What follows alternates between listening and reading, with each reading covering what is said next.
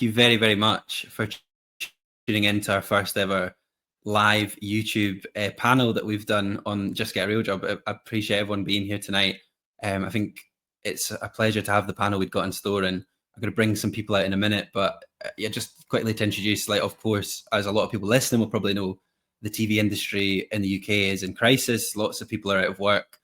Things have changed drastically. It's a really, really tricky time, and it is being talked about in some circles, but not enough. And I think it's important to have discussions like this tonight. So they would never attempt anything like that on Just Get a Real Job. So there might be some tech issues, there might be some teething problems as we go on, but we're gonna do it, and I'm thrilled. So to sort of kick off part one, I'm going to bring out the wonderful Philip Ralph, who should be with us in a moment. Bear with me.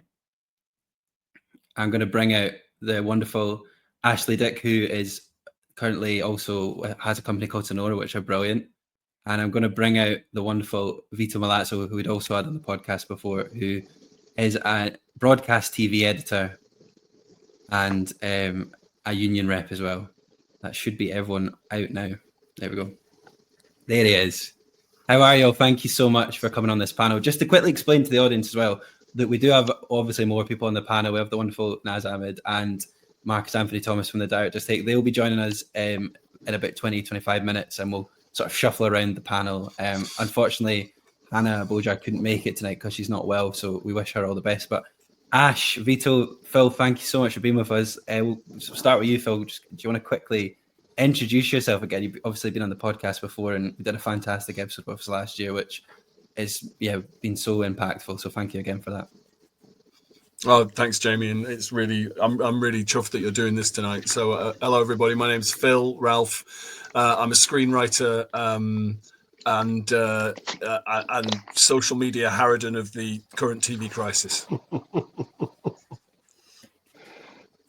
Brilliant. Thank you very much. Ash, you want to introduce yourself to the people watching as well? Sure. So I'm Ash. I run Cinora. I am an editor for broadcast TV and online content. And I started Cinora last year because the industry was in a precarious place, and I wanted to start talking about it and figuring out some solutions. Brilliant. Well, you're smashing it with Cinora, and I urge everyone watching, as well as subscribing and liking this video that's out now, to also go and check out the Cinora channel as well. And lastly, Vito, do you want to quickly introduce yourself, and we'll get into the topics that we're going to cover tonight? Thank you, Jamie. It's great to be here. My name is Vito Malazzo. I am an editor and occasional director for television, and I'm also a post-production rep for the Scottish branch of Bectu. Right, you're actually speaking to us live from an edit space in London tonight, so we really actually do appreciate you making the time. No, absolutely no problem at all. The door is locked. No one can get me to leave. It's fantastic. It's effectively a one-man hostage situation. Well, we appreciate you being here. So, of course, I've called this video "We Survived to 25. What Happens Now?" Of course, like, there was a lot of sort of talk last year amongst this crisis of survive to 25, things will pick up again, things will go back to normal. As we covered in our episode, Vito, and in our episode, Phil, on the podcast last year, it's not really going to change anything in 2025. It's February 2025 as we speak. Things are still in quite bad place. I've just got some statistics to share. From the latest Bectu survey that I was able to get hold of. In TV drama, 51% of people are still at work. In unscripted TV, 75% of people are out of work. And in commercial, 57 people are out of work. Across the industry, they reckon that 38% of people working will leave in the next 5 years, which is, there's basically nearly half of the industry thinking of leaving completely, and half of the industry effectively aren't working at all. And if they are working, you're in a situation like myself, which I'm very lucky to be in, where I have a contract, but it's not long term, it's not sustainable. I can't really plan more than a year ahead at a time if I'm very lucky. So it's a really tricky situation. So I suppose the first thing we should maybe start, and we can maybe start with you on this, Phil, is just quickly recap how we got to this position. What is going on with the industry for people listening that might not really know a lot about it? Okay, I was hoping you weren't going to come to me first there, Jamie. Thank you for that. Listen, Ash, Vito, jump in if I miss anything or if there's anything you think I'm getting wrong here, because you know, Well, Jamie's just nicked all my stats, so I might just go. it's a complex picture. I mean, basically, and we might disagree on this. My personal take, and I've been sort of, you know, both as a screenwriter and also somebody who's really passionately engaged in this over the last 18 months, I would argue that we're not in a contraction in terms of the amount of television that's being commissioned and made. I would argue that we're in a collapse. And that actually the model under which we all came into the industry and we all assumed that the industry was going to function is no longer working. So, and there are a huge amount of reasons for that. I mean, obviously, the streamers came in and completely disrupted the model, which is what they aim to do. They call themselves disruptors. So they came in and disrupted the model, bringing with them high-end TV values and budgets that our public service broadcasters couldn't match even before there was a funding crisis. But then when the funding crisis hit, both in terms of the BBC and its license fee being frozen and also being put under enormous pressure by the Conservatives, and then the public service broadcasters were hit by an enormous advertising slowdown. So the amount of money that's going into making television has collapsed. At the same time as the expectations from the audience that the production values are, I can only speak to scripted, I can't speak to anything else, that the production values have gone through the roof. So you've got, you know, an enormous pressure to produce really high-end telly on really low budgets, and far less money available to make it. And so what that's meant in the really short, in the last 18 months has been, you know, the stats that you described, that the amount of people who are actually making television has plummeted. And where that's left people is, you know, a huge amount of people are leaving the industry. The talent drain is off the charts at this point. And those people who are making it are under much, much more stress, much, much more pressure to deliver high-end TV values in no time for much less money. So the pressure and the stress is huge, and the amount of TV that's being made, it has fallen through the floor. And the freelance workforce has been decimated by this.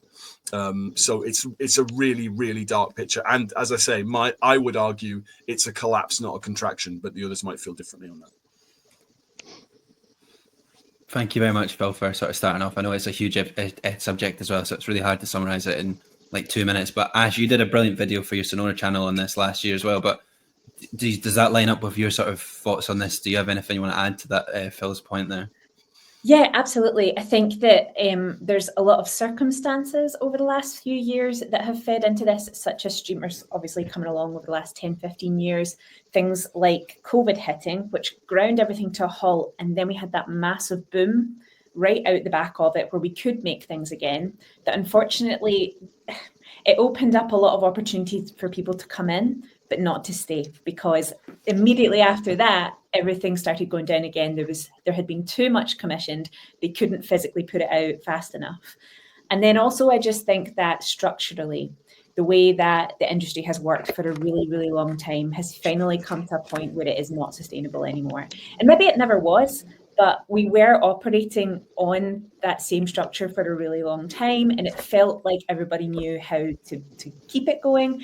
And now we just fundamentally don't. And it is partly because we have such a heavy reliance on public funding. And now we are hyper aware of where all of that goes. And even just the kind of bigger model of how that's spent across the UK and across industries is being completely broken apart at the moment. And there just doesn't seem to be a way that they can sustain what needs to be output and who works in the industry with what we have in place at the moment.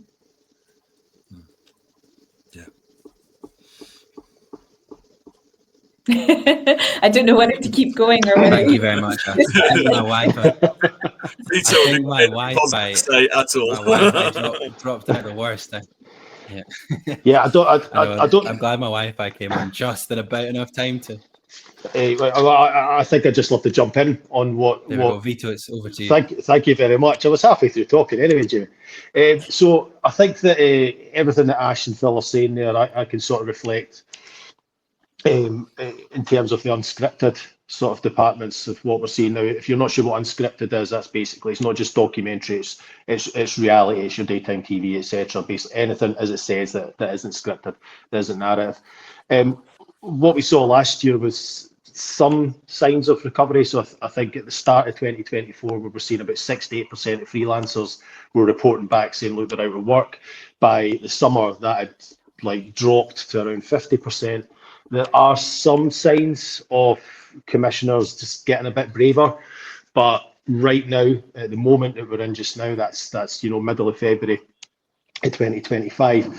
I can't say, the union can't say if this is just the commissioners just trying to consolidate with their usual catalogues of shows, which they've now ran out of already made shows from the COVID boom, and now they need to make more stuff, and they're just trying the same old things, or if we're actually going to start seeing a return to maybe around 2015-16, which was kind of seen as like a normal period. Phil, you might know this anyway. Like people used to say, okay, January, February are the slow months in TV, and then we take over from there. This is the year where we see the litmus test after having a completely shocking 2023, and then a very slow recovery in 2024. Now we see if we're past that recovery, or as you say, Phil, if we're going in a collapse kind of period. Right now, what we're seeing is we're seeing companies going bust. I think, Ash, when I was on your show, we were talking about RTS, the post-production company, had gone bust. Axis Animation had gone bust. That's just in a Scottish sense. But we're also looking at like other companies who are, you'd think would be too big to fail, but they're actually merging. So, for instance, Fullwell 73, who full disclosure I used to work for about 10, 12 years ago, but they're like a completely massive company that you wouldn't think would need to merge, but they've now merged with LeBron James's sport brand over in the US. So are we going to see this? Is this how companies are going to stay afloat, is by huge mergers? And then obviously if mergers do happen, I don't mean to be disrespectful, but the people at the top look after themselves, and the freelancers kind of get short shrift.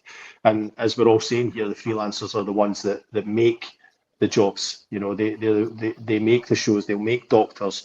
They'll make Married at First Sight or whatever. The whole industry is a freelance kind of industry, and that's what a lot of people are feeling angry about. What we hear from the union is people feeling demoralised that they have been left behind.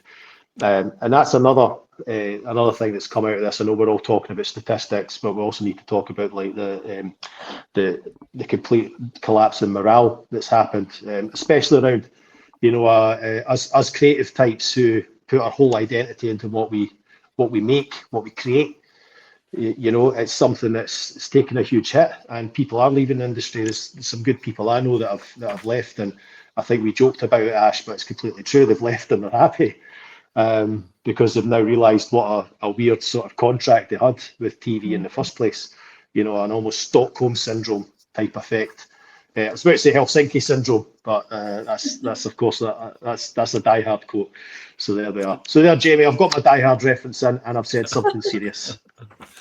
Can I jump in on what you said there, Vito? Sorry to interrupt, Jamie, but I just wanted to pick up on what you were saying there about freelancers, because there was this really terrific piece of comment in broadcast a few weeks ago by Dr. Richard Wallace from Bournemouth University Centre for Excellence in Media Practice, talking about the treatment of freelancers in the industry. And, one of the things that he picked up on, and I'll give you the link, Jamie, if you want to end up putting it in the show notes of the podcast, that there's the industry just has not invested in freelancers. It's just assumed they are this kind of expendable workforce that they can hire and fire and not invest in, not take care of. And certainly as I experienced, when Doctors was axed, I'd been on the show 19 years. It was a 5-minute Zoom call, and then I was out of work, with nothing, and the assumption is, well, you're freelance, so that's just the way it's been. And I know anecdotally, there've been cuts made recently on Coronation Street and Emmerdale, and the people on those shows had exactly the same experience: a 5-minute Zoom call, then goodbye. So I think, that sense of anger and that sense of, the freelancers have simply been treated as an expendable resource by the industry. And when things contract, oh, well, that's tough, but it's just the name of the game. And I think, that needs to change. An investment in freelancers and care of freelancers, who are the bedrock of the industry, needs to change. Sorry, Jamie, I didn't mean to leap in with a And a No, bit of not at magic all. prop there, but you know. To people listening as well, yeah. There's a slight delay sometimes because we are hosting quite a lot of people tonight from all across the UK as well. So if there is ever any tech issues, please bear with us, and thank you to all the guests for doing the same. Thank you everyone for those really excellently put points as well. I think something I was hoping we would have Hannah tonight on this panel, unfortunately couldn't make it, but we did a whole episode last year about someone who, in her position, who's a BAFTA winning producer who's left the industry and is happier as a result, because as much as we love this and we attach our identities to this, like it's mental, like at times. And I think you made a very good point there, Vito, that the morale just is low. My next question for all three of you was actually going to be about, this has been talked about a little bit. I've noticed more articles, but why do you not think this is maybe bigger news than it is? Because if we actually look at those stats, that's almost like half an industry not working. Like if this was a different industry, you'd think it would be all over the news, because like that's like 50, like these numbers are crazy. Like there's like almost half of our colleagues, including a lot of people on this panel, that are out of work or are struggling to find work. It's mental. So we can start with you this time, Ash, but like, what do you think there's a reason it's maybe not been talked about, or it's a good question. Do you think it's been talked about enough from your experience? I think I have seen a few articles, but yeah, there's not a big awareness about it. I think partially there's not a lot of public sympathy for people who work in creative industries. It's seen as the type of career journey that is a privilege to have, and not that you are getting down, doing a graft, really working hard, which is insane, because if you did see what people were doing, if you saw the hours that they were pulling and the manic nature of running a production, you would absolutely understand that people are really putting themselves through a lot. Most people in the film and TV industry also aren't making a lot of money. They're making a very modest income in line with most other professions out there. And I think that's a perception that we really, really need to tackle. So if you don't have the public feeling sort of like outraged on your behalf or sympathetic towards you, then there is no story. In the articles that I saw, there were people in the comments saying, "Oh, boo-hoo, you don't get to do your fancy telly job, you don't get to live your dream." And it's like, I'm sorry, what are we talking about? The same thing here? I'd show up to work every day the same as everyone else. I have parts that I like and I don't like. And fundamentally, like, the entertainment and the programs that we create, they're for everybody. It's not, television certainly doesn't have a barrier to entry. You can access it in so many different ways. And it does frustrate me that a lot of people don't relate the hard work that goes in the back end with how easy it is to open your phone and turn on your television and watch something that entertains you every day. And then I think another part of this is, I keep going on about structure, but it's because it's been something that I've been thinking a lot personally about, certainly since starting Cinora and looking more at the back end of how all of these things work. And I feel like because so much of the industry relies on public funding, everything that public funding is spent on needs to be heavily justified. So again, because people are so hyper aware of how their tax money is being spent, or something like a license fee, there really isn't a lot of risk taking, and there isn't a lot of they're not being very liberal and sort of like trying to match up to these disruptors that have come in. So you end up with this real scarce environment where there's not a lot of risk. You don't see opportunities being generated as frequently as they are in other places. And then you have this like competitive survival nature amongst production companies, where previously they could rely that year on year there would be enough commissions. They would throw several things at the wall and a few of them would stick, and that was going to keep them going. But now we don't have that in place. Now a lot of production companies are being faced with absolutely nothing being commissioned and long periods of drought. Like we've said, that trickles down into the freelance world. People begin to not be able to afford to live anymore. And so they're having to take a step back. And with less people and ideas and that cycle beginning to break down, we basically are just losing all of the bedrock and all of the things that have been built up and been going for a really, really long time. So I think, in that respect as well, you have to look at, if you're going to highlight a problem, how do you highlight the reason for it, where the responsibility lies, and how you solve it, when basically it's a huge structural problem and it's going to take a lot of nuance to discuss, and it involves getting the public to actually understand a really complicated system that they inherently right now don't have a lot of sympathy for. I'd like to end on a positive. I'll let you jump in. I haven't really driven towards one. But yeah, that's what my thoughts are on that at the moment. But one of the reasons I started Cinora was to create more awareness, and I think having discussions like this is one of the first steps. I think there are other projects out there that are highlighting it and making people more aware. Mm-hmm. Before I let Vito and Phil quickly jump in, thank you so much for that, so well articulated as well, Ash. I've had a few people messaging guests and stuff asking if we would consider having on this show, like why we haven't maybe got someone in a more influential position of commissioning power or something for this panel tonight. I have, reached out to some commissioners and stuff to have them on the show, but I actually wanted to have freelancers and people that are in the trenches, as it was, because I think we are all living this experience, and I think that's important as well. And just to be clear as well, we're not attacking anyone. We're actually trying to have a really constructive discussion as well. Sorry, Phil, do you want to jump in there?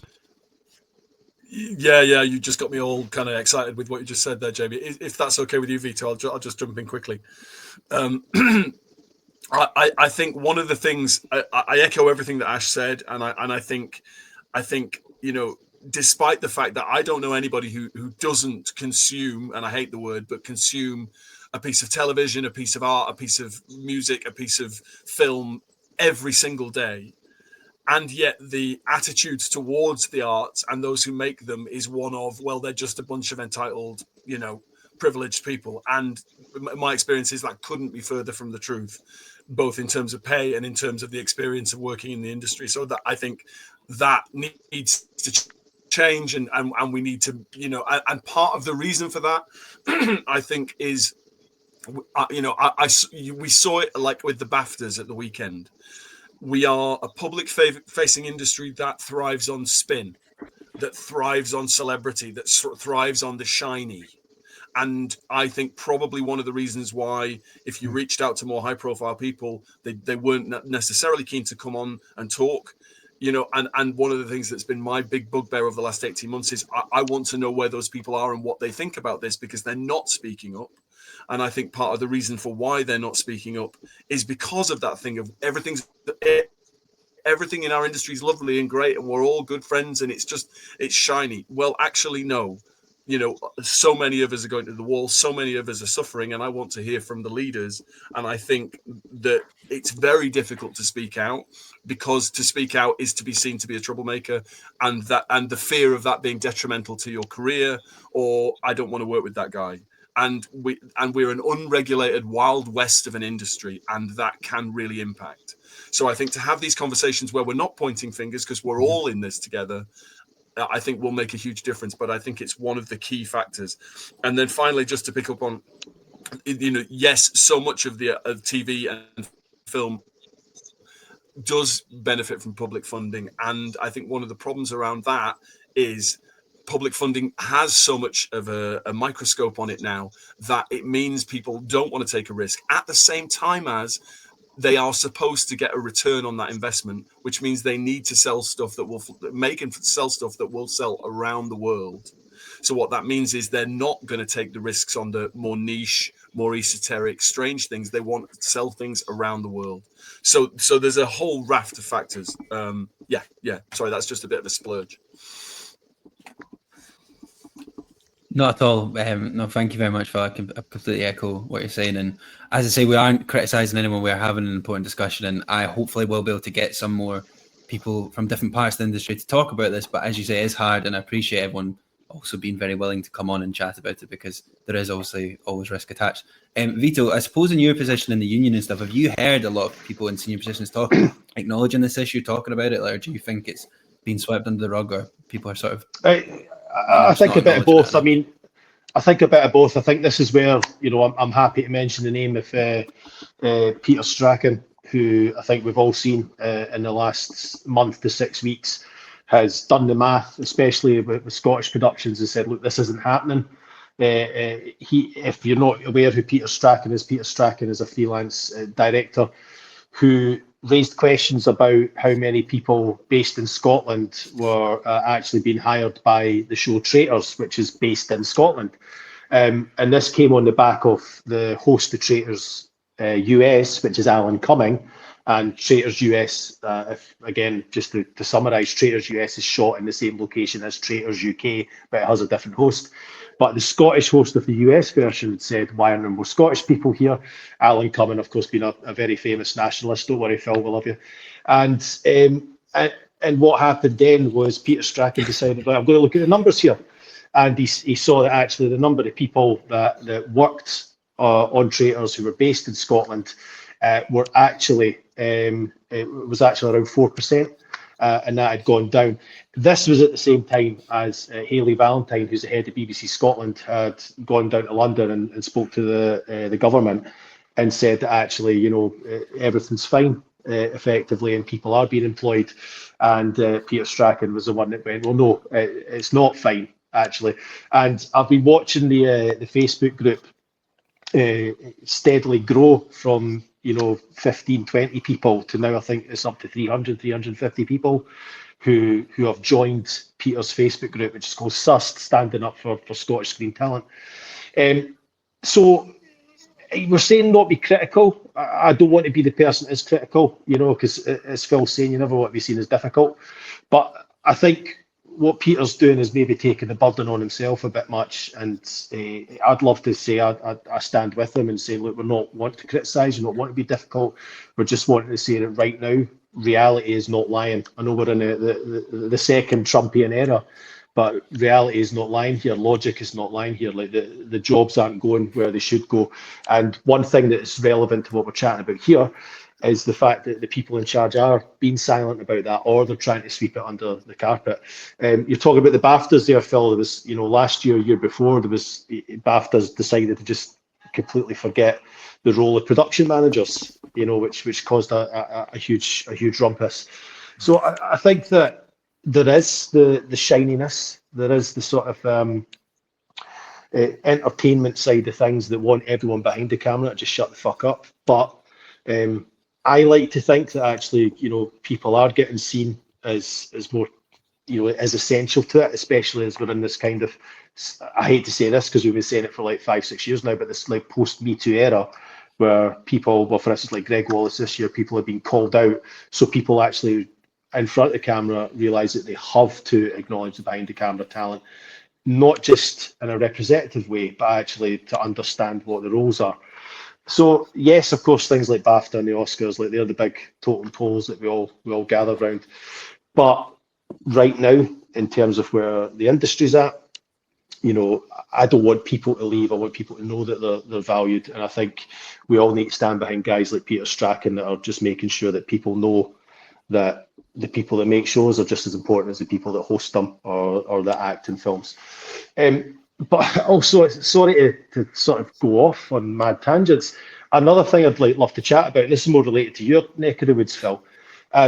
We've got one of the frontrunners for the Oscar Best Director, Brady Corbet.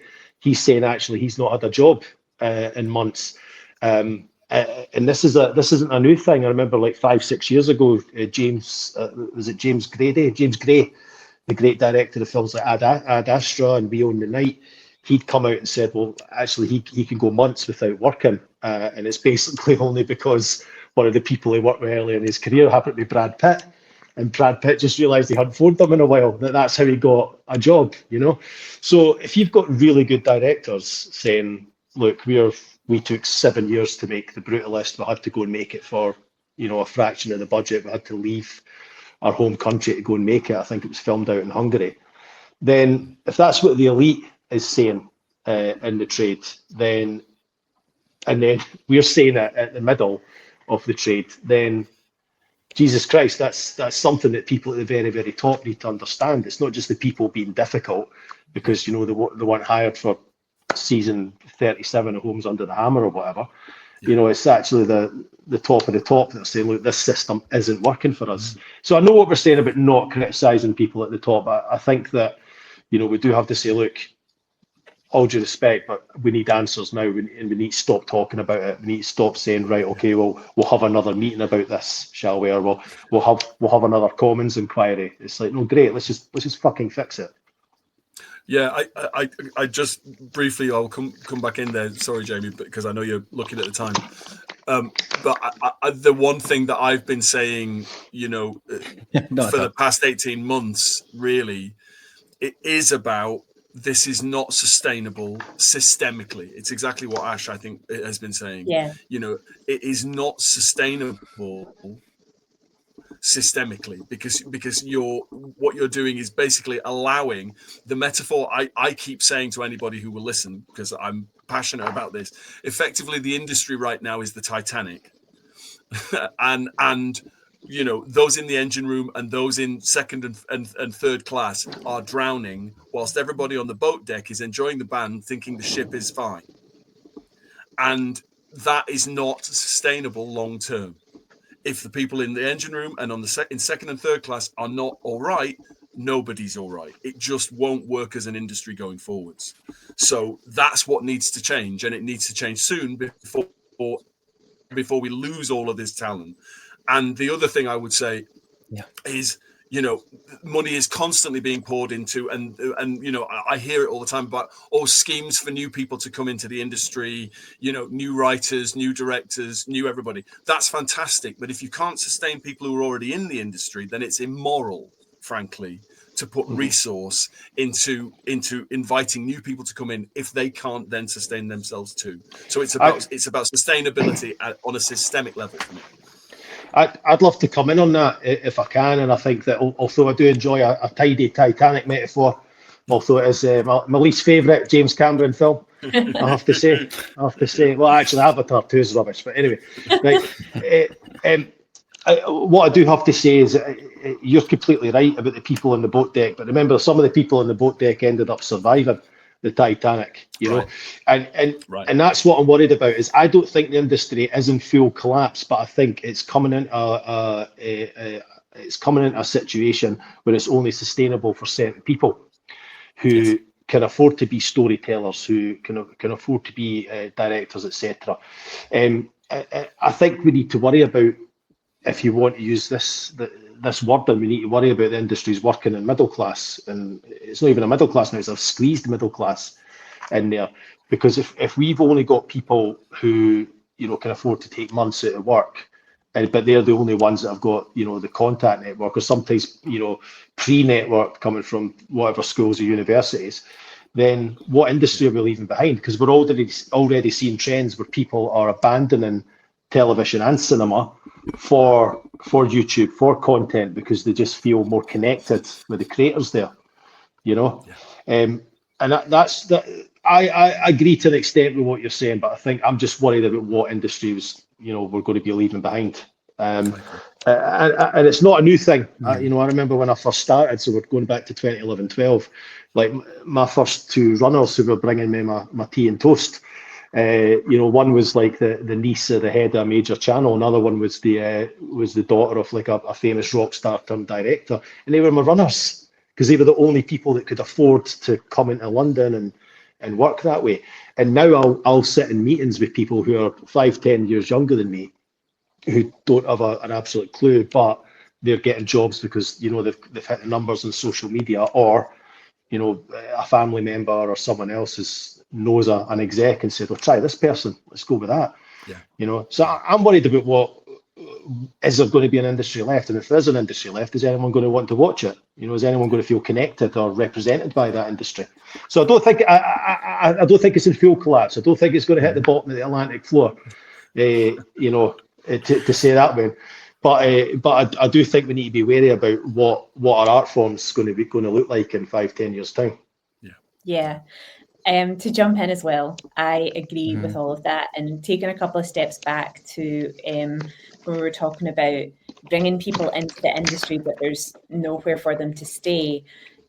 For me recently, I've begun to see that there is so much focus on education and getting people to learn the skills and, encourage people to join the industry. And there's just not enough in place to actually keep people there and create a sustainable way forward.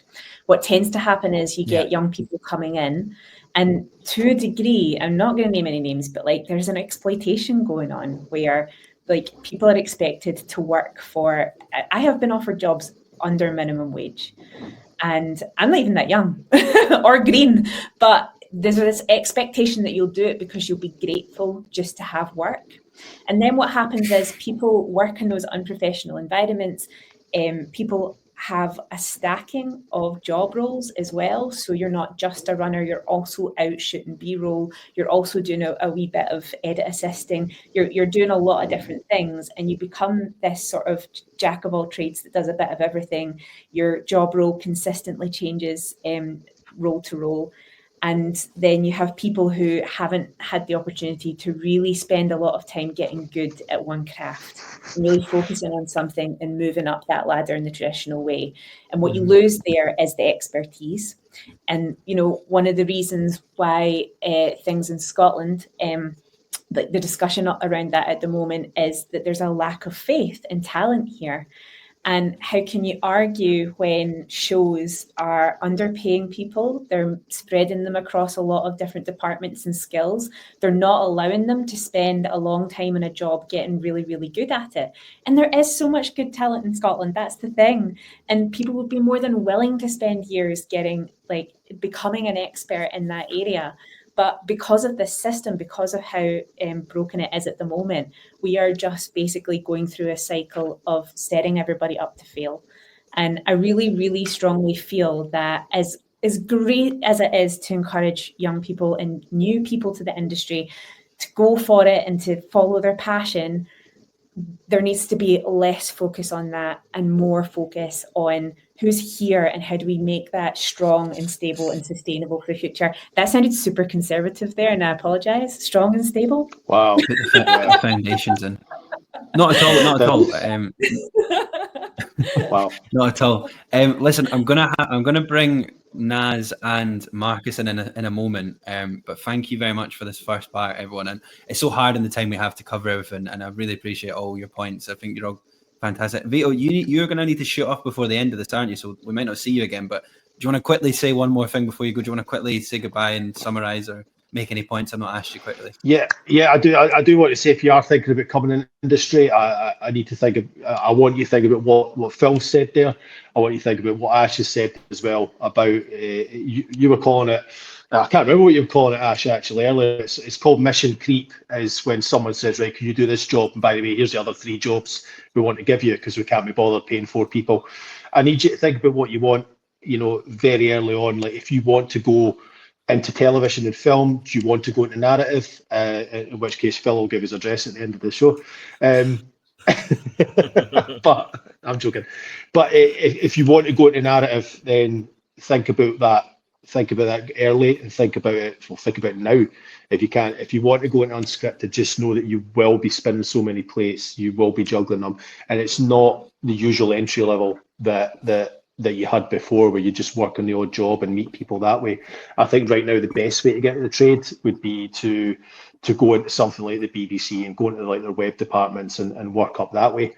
The old system of just getting a job, well, in London anyway, the old system of just getting a job at a post house and working your way up, I don't think is viable now. Especially if you're, effectively working a lower middle class because you can't afford to live in London. You think very wisely about what you want. And if you are thinking, well, what's the point of staying in a media course or going into the media at all? People will need the skills to tell stories, and I think that is what will make people stand out in the future, is how they can effectively tell stories and how they can engage their audience who feel that they are represented by that person.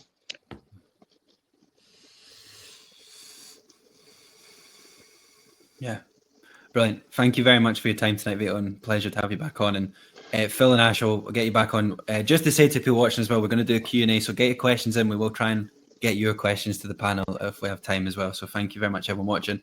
And yeah, thank you for your time, guys. We're going to do a wee switcheroo, so bear with me for a moment. My computer is very slow. Thanks for having us. Pleasure. So we're going to bring out Ash has appeared again. My computer loves to go back and forth. There we go. Brilliant. We're going to bring out the wonderful Naz Ahmed and Marcus Anthony Thomas from the Director's Take now. And I want to kind of speak to them specifically about what it's actually like being a freelancer right now and working in this industry. So Naz, Marcus, how are you both? Thank you very much for patiently waiting there. I really appreciate it. That's all right. Do you have No anything worries. quickly before you sort of introduce yourself? Do you want to add to any of the discussion we'd had, or what do you guys have a take on any of this stuff? Oh, you're muted, Naz. Start with you, Naz. Yeah, I put myself on mute. Don't know why. Some people would say that was a good thing.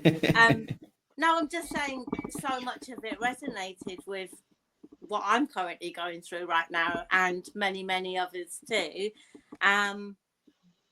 Am I allowed to swear? Am I allowed to swear?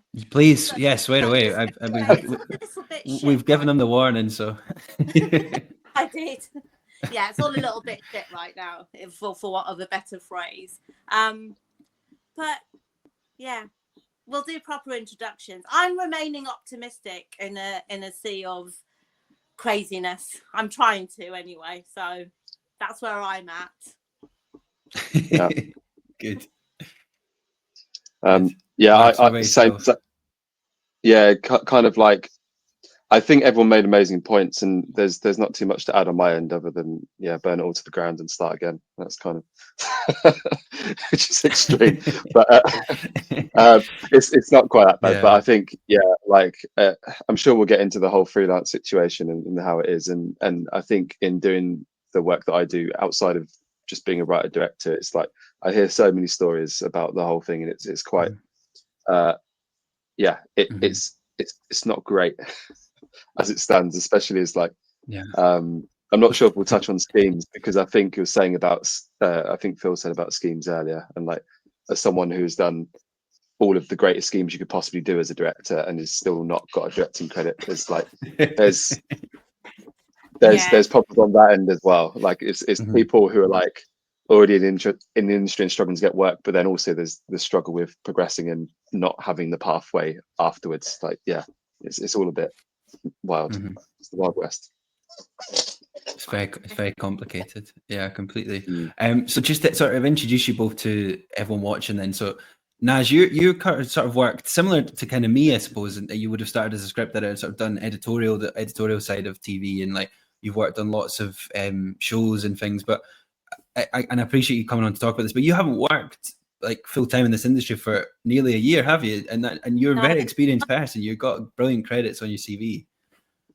I know, right? Go and tell them what's wrong with them. Give me a job. No, but joking aside, so just the nutshell version. I started out in BBC radio drama as a producer director. I worked my way up to that position. Then, unfortunately, the show got axed, and then it took me a little while to get my foot in the door for telly. And I'm going to talk about this a bit more later on, if I may. But there was a little bit of snobbery around the radio experience, because it's all the same skill set, in my opinion. You know how to do story, script, character, dramatic structure. Everything's the same. But then they look at your CV and it's like, oh, but it's radio. It's like the poor relation. So that took a little while, but fortunately I got a job on Doctors. Very, very happy. 8 years on Doctors. I worked there I did a bit of researching, assistant script editor, story editor, story producer. My God, the show was good to me. But the point is, I put the work in, I put the hours in, the passion was there, the commitment was there. Brilliant. And so then I did a little bit of EastEnders. I did Coronation Street twice. I did Hollyoaks. I did a development producer role for Lime. And then I've just produced 6 episodes of Waterloo Road. So yes, why is she not working? So that's a big question for me. But I have to say, I'm quite new to the freelancing game. I mean, I was very fortunate in that I joined the BBC back in the day where, you know, I had lucrative long-term fixed-term contracts. Eventually I had a staff job on Doctors, and so I didn't really know what freelancing looked like until I left Line Pictures properly. And then yeah, forgive me for, I don't know, call it arrogance, call it optimism, call it whatever you like. I left Waterloo Road last April, having done 6 episodes. You know, this is a primetime drama for the BBC. And I walked out of there going, oh, I know it's not great out there, but I'm going to be okay. I've got shitloads of experience. Of course, there's going to be a job for me somewhere.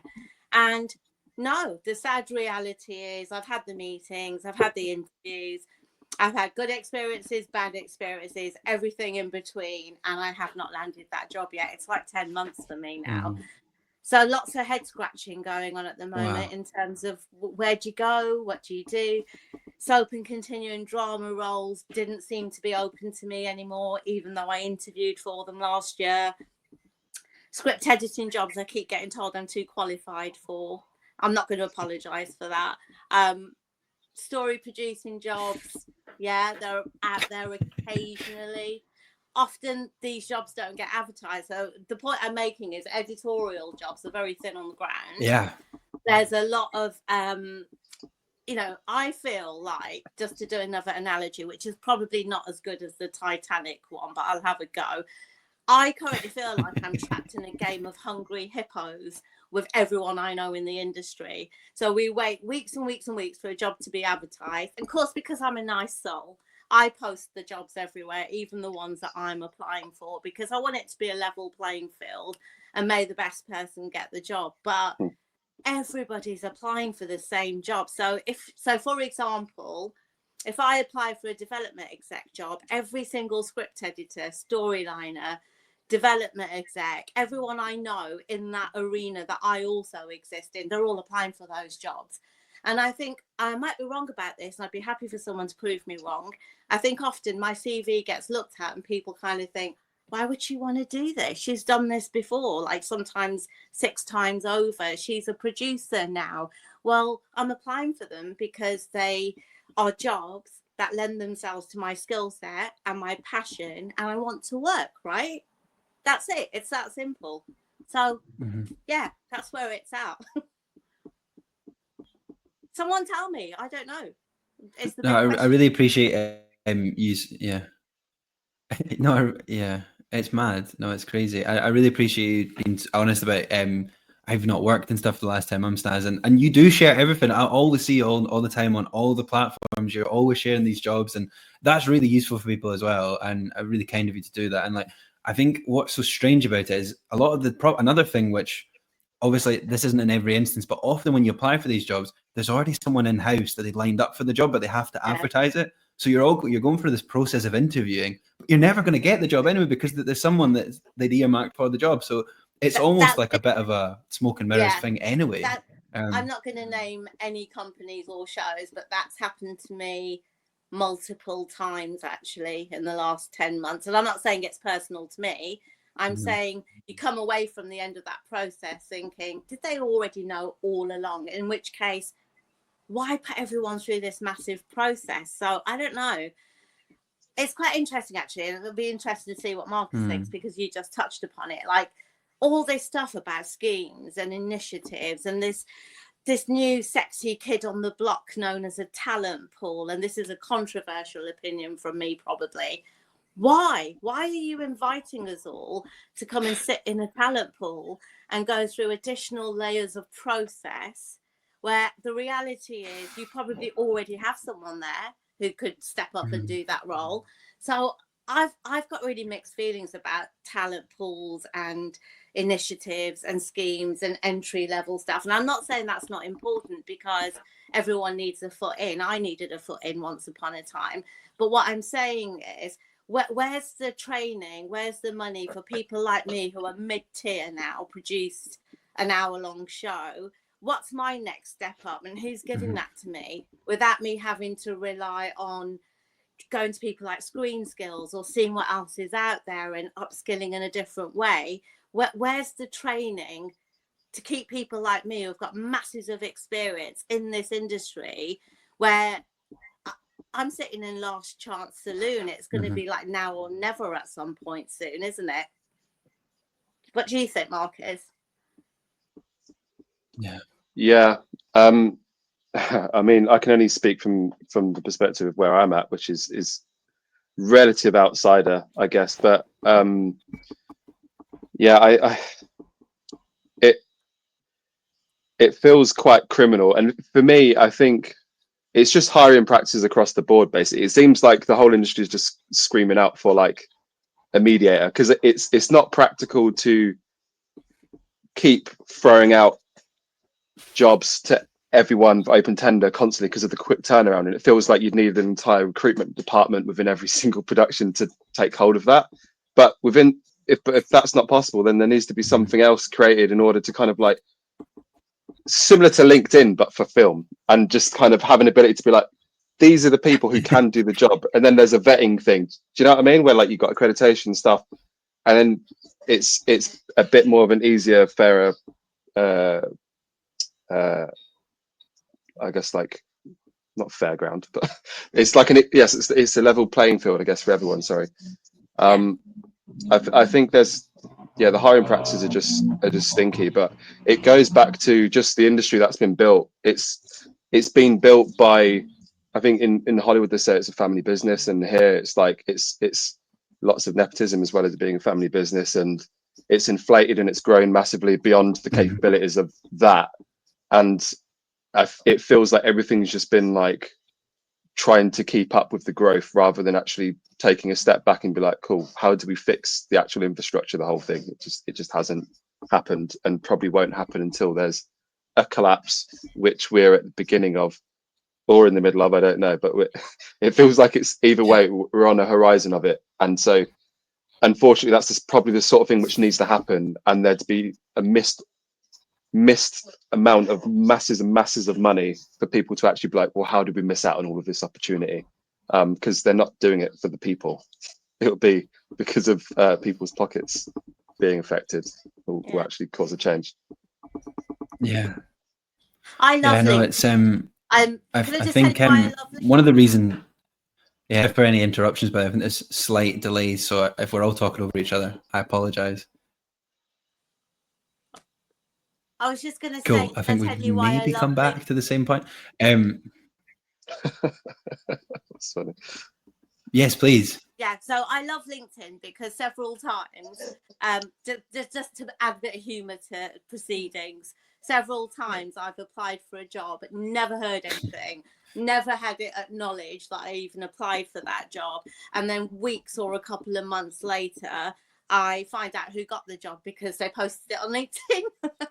That's how bad recruitment is now, is all I'm saying. And we've got to get better with that.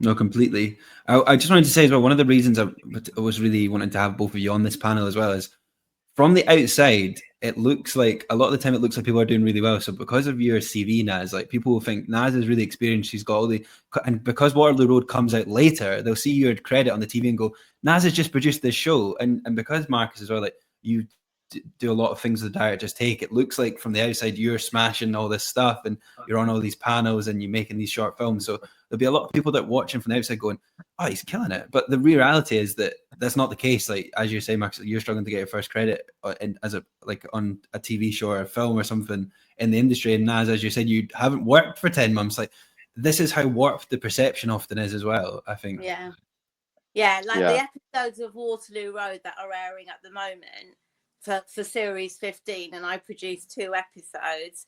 That was done 10 months ago and they're airing now. So yeah, it looks like I've got a recent credit, but actually that work was done a long time ago and it's been quite a different story since.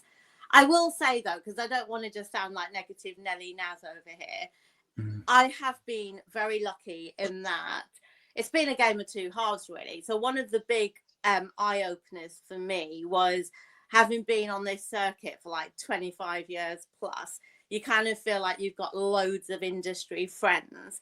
And sad to say, there's so many people that I don't hear from anymore. So it becomes a very lonely place as well.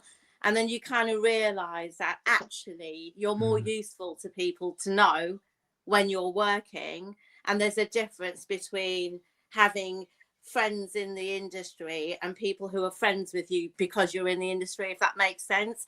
But the other side of that coin is, I've been very lucky. You know, I've reached out to people who don't have a job for me, but they've happily had generals with me. People have given me advice. They've name dropped me in rooms. So like, these are people that I didn't know prior to leaving Waterloo Road 10 months ago. So what I'm saying is it's broken, and some people are not behaving particularly well right now, as I'm sure we know. But there's also a whole plethora of people out there who are still really supportive and listen and get it, and they've been there once upon a time themselves. So those things keep me optimistic that there's still some good uns out there who do want to see change, who do want to see it get better again. And it's a case of just finding the right people to align with, I think. Yeah, no, for sure, for sure. I wanted to ask you both. Well, this actually ties in perfectly. How the hell are you keeping going? Like, how are you keeping morale? Vito touched on this earlier. Like, morale is feeling really low. Marcus, I'm curious to ask you this because, like, you also do your podcast while you're speaking to a lot of industry professionals, like I do myself. And like, what's your sort of what's the temperature check from your perspective on this, and how do you personally keep yourself motivated to keep going? Yeah, so I guess for me, it's the fact that I love films. So that's the only thing. I think for the last few years, there's various times where I go on like a trade on Twitter, like late at night, not just event really, because I can't sleep. And there'd be moments where I'd be like, it's I've done all the schemes, I've done all this, like it looks like I'm doing well, blah blah blah blah. But actually, like the only thing that's keeping me in the industry is my love of film. Like I'm like, I had a career in corporate video before. Like I should realistically be going and doing that.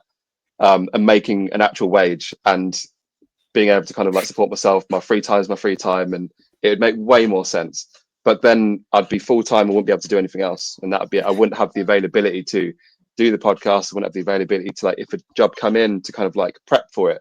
I wouldn't be able to write my own projects. Like, so what I had to do last year was basically like start a new career from the jump, from nothing, become a teacher, and kind of make that work, and kind of like take a hit financially in order to have the free time to attack the thing. So really it's been about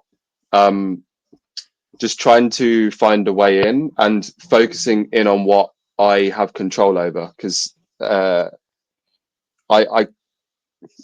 been available to direct TV. I'm trained to do that.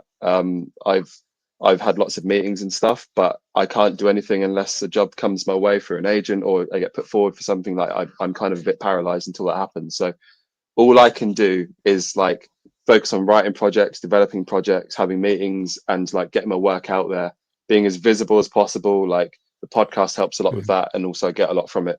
But yeah, it's wild, and it's not just me. Like, I guess so even yesterday, like someone randomly like saw me in the street who messaged before on Instagram. They're a fan of the podcast, and like they're a working director. We have lots of working directors kind of listen, and they've done a feature through the BFI, and they have directed some TV, and yeah, like they can't get a job.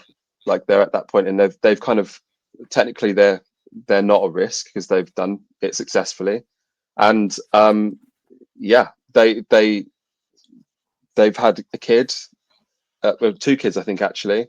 They got hit by COVID, and like when I think their feature film kind of released around COVID, so they didn't get like all of the festival stuff it might have done, or exposure it would have done in the cinemas, and yeah, and they've just been kind of struggling ever since, and struggling to get the second feature done. And that's not in isolation. Like we've had an episode with Sam Masood. If you go back and listen to that, he directed the first season of Borders, which is a very successful BBC show now, and he was like the lead director on Bulletproof. But when we spoke to him, it was like scary, because he was saying like, I'm walking past Greg's and I don't want to go in and get a pasty because I don't think I can spend the money on that, because I need that's food I need to put in my daughter's mouth instead. And that was like a scary reality of someone you see is probably doing really well, but you're like, this is what it is. Yeah, so it's pretty scary as a landscape. And for me, I guess all I can do is focus in on what I've got control over and have blind faith that it's all going to come off. Like, yeah, that's how I keep going, I guess. Like, just try to block it out and focus in on what I can do, and know that everything else is going to catch up and move and come to me as it's supposed to. And that's that really. Oh, Yeah, thank you very much for being honest about that, Marcus. Oh, thank you. So what was that, Naz? I said the story about Greg's just made me really sad. Yeah, it's wild. Yeah. It's wild. Yeah, Sam Masood. Yeah, check it out. It was a really, really eye-opening episode and chat for that. Yeah, and just to flag as well. Yeah, go and check out the Directors Take podcast. Anyone that's watching live that hasn't as well, it's a brilliant resource as well, and some brilliant episodes on that. Naz, I mean, we're talking about this stuff as well. You're obviously in this position. You're not worked for 10 months. Like, how the hell are you managing to keep yourself going? You mentioned earlier, like, there'll be a point where you go, I have to give up or try something new. Like, how are you doing it? I've had wobbles, Jamie. I've had real moments after like bad meetings and interviews and things where I've gone, do you know what? Fuck this for a game of soldiers. I just can't do this anymore. It's exhausting. But like Marcus, I love it too much. I watch everything. I've gone into interviews and meetings with people for development jobs, and I'm watching all the shows that are out there, and they've not seen 90% of them. And I'm going, hang on, you're interviewing me for a development job. You're not watching anything. I don't understand. But so, yeah, I've been trying other things. Like it's been a bit experimental. I went through this. I have to tell you this. It's a crazy story. So I'm not going to mention the company. It's not TV, but it's very closely related to us. I went through 13 interviews across 2 roles. One of them was in person, all very relevant to my experience and skill set. Didn't get either of those jobs. And the 13th interview was me getting on a train, going to London, spending quite a lot of money for literally what was like a 15-minute chat, at the end of which I instinctively knew I hadn't got the job. And I was just like, this is madness. So then I was like, okay, you've got to look at other things. So I started applying for like PA roles because I'm a really good PA and I have office management, administration skill set. No, I think they found my CV quite laughable. It was like, we don't even understand your CV. What is all this jargon? So that didn't happen. So then just before Christmas, I thought, right, there's a big gap at the top of my CV now since my last role. I've got to fill it with something. So I just started signing up. I did a bit of BFI training, which was really good just before Christmas. I periodically do screen skills training courses because I think they're great, they're invaluable. And often when I apply to do a screen skills course, it's not an area that I've worked in extensively, and therefore I'm not going to learn anything new. So I'm kind of like branching out a little bit like that. Just recently, I took on 2 development projects with writers and story people that I haven't worked with before, but they kind of reached out to me and I thought, you know what, there's something here that sparks my interest. So I'm currently developing a couple of projects for free, which I shouldn't be doing, but I'm doing it because of my love for everything drama related. And then, yeah, it's just a case of get up every day, find that fire in your belly from somewhere. Like you said, the thing, it's going to sound so twee. I like sharing stuff because it makes me feel like I'm not alone and we're all on this journey together. And there are plenty of people out there who will benefit from seeing one of my posts on LinkedIn or Blue Sky or X or wherever. And often people send me messages saying, oh my God, I didn't know they were looking for a script editor. I probably would never have known if you hadn't have posted it on your feed. So you kind of go, okay, I'm giving a little bit back here as well. And these are the things that I do because definitely your mental health absolutely nosedives at times. It takes every bit of reserve you've got in the tank to get yourself back up again and keep going. But there is that part of me that can't leave it. I refuse to believe that the last job I ever did in telly was producing 6 episodes of Waterloo Road, never to be seen again. I absolutely refuse to believe that's going to happen to me. And that's motivating me, actually. And then I live back at home in Birmingham. I don't have you know, I'm not married, I don't have children. Obviously, I have outgoings like everybody else, but you know, I put a little bit of money away towards the end of Waterloo Road because I knew I was walking out into a slightly precarious situation. I mean, that's you know, on its last legs now. I'll be the person standing outside Greg's wondering if I can afford that pastry or whatever, you know, in not too long a time away, actually. So yeah, that's where it's at. I'm still going though. I'm still applying for stuff that I see, but you know, it's all a bit thin on the ground, isn't it? I hear about jobs through other people and those jobs are not advertised, and if I'm lucky I hear about them and I get to apply for them. More often, no, you don't hear about the jobs. I mean, I'm back in Birmingham now, and can I just say before sorry, I'm on my soapbox a little bit, I can't help myself. I'm back in Birmingham Not now. at all. That's why we're all here, Naz. That's why we're all here. Yeah, Continue. The thing I'm really fascinated by at the moment is this whole regional thing and this London-centric thing. It's slightly blowing my mind. I'm in Birmingham. I've done a lot of my best career years here, and I've got, you know, some great accolades from working here over the years. I haven't worked in the Midlands for 4 years. I never get seen for an editorial job for any show that's filming in the Midlands. I actually don't know about those jobs because they're not advertised. There's all this noise about the Midlands and how it's the next best thing and we're all going to get back to work and it's going to be a brilliant pipeline and stuff. Great. I love reading about it. Where are the jobs? That's my big question. Where are the jobs that I can apply for? That, yeah. You know, it's that really. Sorry, I'm off my soapbox now. Yeah, no, it's the same in Scotland as well. I know, not at all. Yeah. I think we're all like, this is the space for it. Marcus, just on that, because you live in London, don't you, at the moment? Like, how do you, like, because I know there is a London-centric problem in the industry, but at the same time, I'm aware that a lot of our listeners in London, there'll be people that are still struggling and not working as well. But do you find that's helped you get more opportunities, or do you still think it's a similar issue? Because I don't want to just bash London. There is a factor there, obviously, but.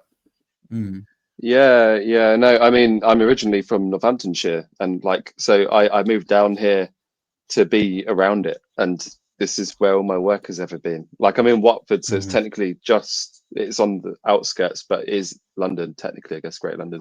But yeah, again, it was for a job to be close to the studios when I was on House of the Dragon. So it's all for that same thing. Like, I think as an adult, I've always been in and around London. It just is what it is, and I'll only move somewhere else unless, like, if there's an opportunity or I'm established as a director and I come in and out as needed and go wherever.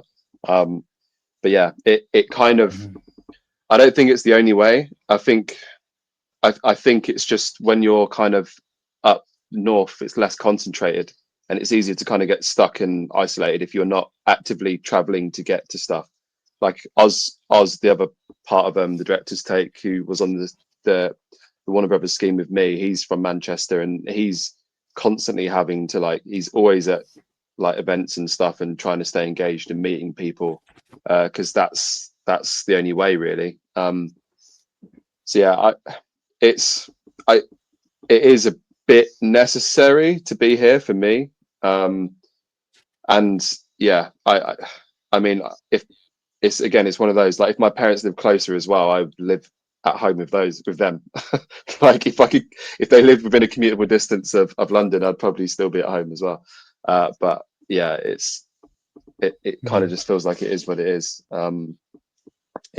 There's change happening. It feels like there is, but it's still going to take so much time for it to kind of be more viable to kind of be anywhere else, I think. Yeah. So it feels like from what I hear, one more also, question for you both before we. Sorry, Mark. Sorry. No, I was just going to say, because it feels like keep even going, like there's a delay, just keep going. It's all good. Yeah, from what I'm hearing from like Oz and stuff, like up north, there's lots of productions that shoot up north and they still use London talent. And then they look around and be like, "Where's all the northern talent?" It's like, it's like they're about that the opportunities are scarce. I'm not an expert by any means, but I think what often happens is, like, for me and the Midlands, the production companies and the indies who are shooting here are based in London, and they often have either in-house, editorial people or people they've worked with before who are often also London-based. So what tends to happen is, the crew, the production crew and the below the lines talent gets utilised here when there's filming going on. Not completely, but better than editorial. And I think editorially it all just happens somewhere else, and you never see the jobs advertised. So I think it's a game of two halves, really. It's quite funny actually, and I'm not going to name the show, but I mean, I got a phone call a few months ago, not a phone call, sorry, a message on LinkedIn, and it was for a show filming in the Midlands, from someone who was wondering if I'd come on board as a cultural advisor on a couple of scripts. And I kind of just went, so what? Like, cultural advisor on a couple of scripts? I don't want to do that. I could have done it, quite probably, but it just didn't make me feel comfortable. That's the only reach out I've had in the Midlands, given what we know my CV looks like. And, some people might think I'm slightly mad for turning it down because it was a little bit of money, but I kind of felt like I didn't want to do it on principle, because that's not right. You can't reach out to me as a cultural advisor, right? It's all a bit weird. Yeah. So anyway, there you go. Yeah, it's really tricky. I just want to quickly touch on something you said, Naz, about in editorial, because obviously I'm a script editor and I kind of know that side of the industry, and it is very niche. A big issue is, especially in Scotland, from my experiences, productions come up, but it's already been developed in London or within that company, so there's not any jobs for those people in editorial on that show, or that, because they're already there. Often they're the in-house people as well, so they have longer or permanent jobs, so it's really hard to get into that side of the industry. I think for me, what I'm learning is you either have to start there as an assistant and work your way up and stay there, or you just get really, really lucky when one of the rare jobs comes up and you get the job. That's a whole thing. I just have one more question for you both. Sorry, Naz, there's the delay, but keep going if you hear me. Just keep going.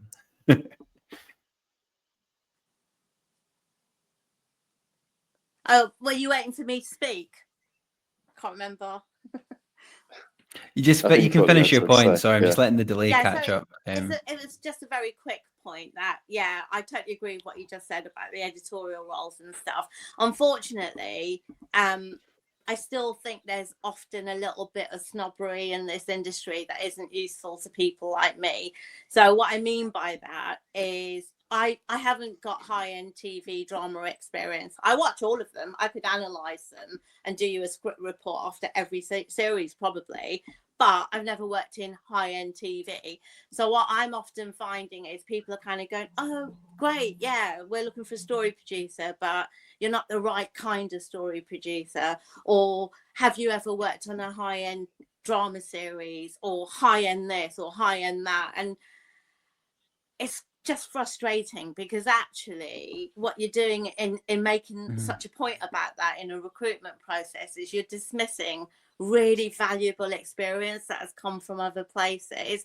And I get the whole HETV thing, but how are you supposed to get the jobs in it if you haven't got the experience in it, and people won't give you the job because you haven't got the experience in it? So you're trapped in this circle that never goes anywhere. So I just wanted to make that point. That often happens with editorial roles too. I mean, I've lost out on jobs. I've got 300 hours plus script and story experience in the arenas that I've worked in, but I still lose out to people on jobs who have got 6 hours of a HETV series. So a lot of onus is put on that. And actually, I'm now looking at ways that I can get into that, but in a different way. And that's proving just as hard as actually applying for jobs. So it's tricky. No, completely.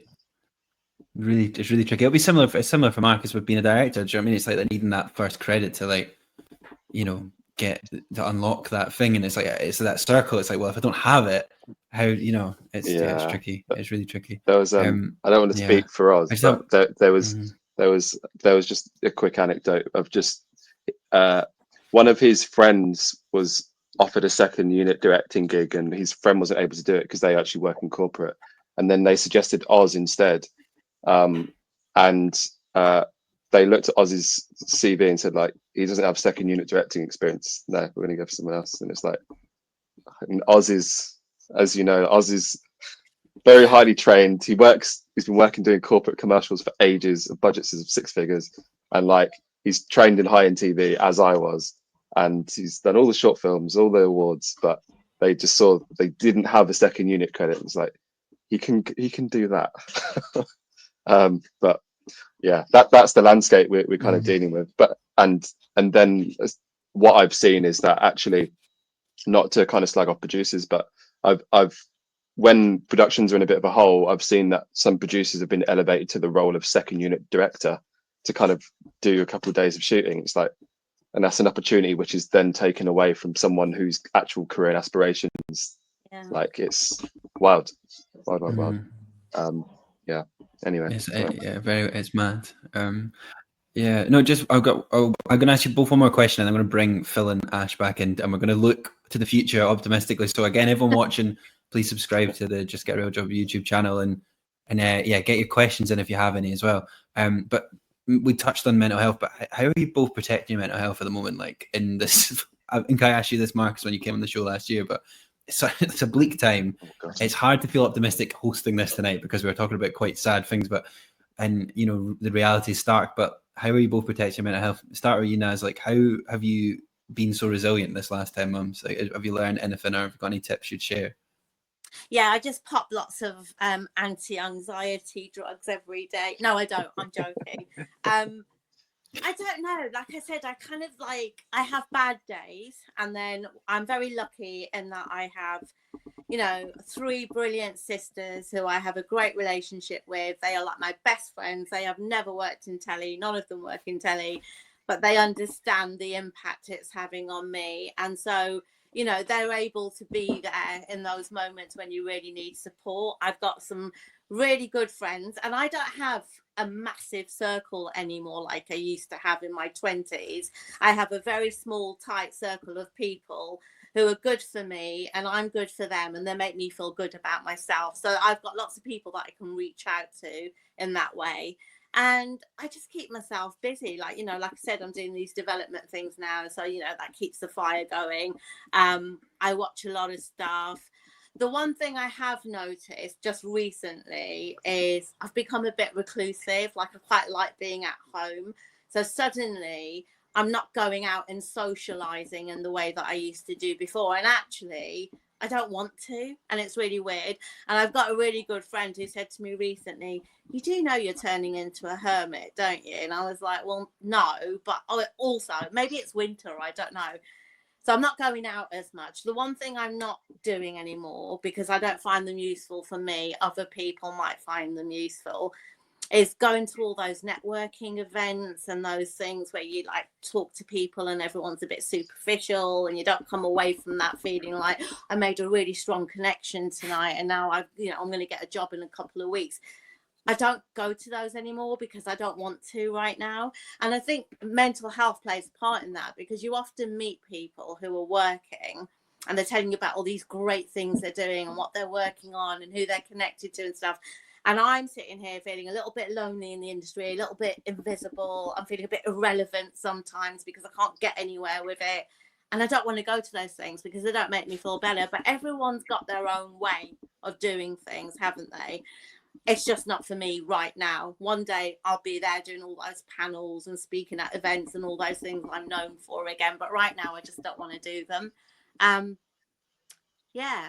The thing I miss the most is buying my fake fur coats, because they're like my signature and I'm really known for them. So when I rock up on a set somewhere, Naz is here because she's got her animal print coat on. I haven't bought a new coat for 2 years. Just saying. Well, that's going to be a nice day for you when you. Isn't it just? That's going to be a celebration. I'm going to walk on set, Marcus, and you're directing, and you're going to go, "Oh yeah, that's Naz in the fur coat." I'm here for it. Right I'll there. buy you one. Yeah. Fingers crossed. Fingers crossed. I think we'll bring Phil and Ash into this question as well, because I think it's an important one. Mark, do you want to start answering? I'm going to bring Phil and Ash back in, and we'll ask them this question as well, and then we'll talk about optimistic things. But if you want to start to answer this, Mark, thank you very much for that, Naz. I appreciate your honesty. Yeah, so I guess from my end, like, I mean, as much as I like moaning, like, I am actually genuinely quite optimistic. Like, I created a podcast. I needed a place to vent, and it felt like a place to kind of do it constructively, because that was where the genesis of it came from. Was like, me and Oz were like staying in touch after having spent every day together for like a year and a half, and we're just like moaning on the phone. I was like, we just need.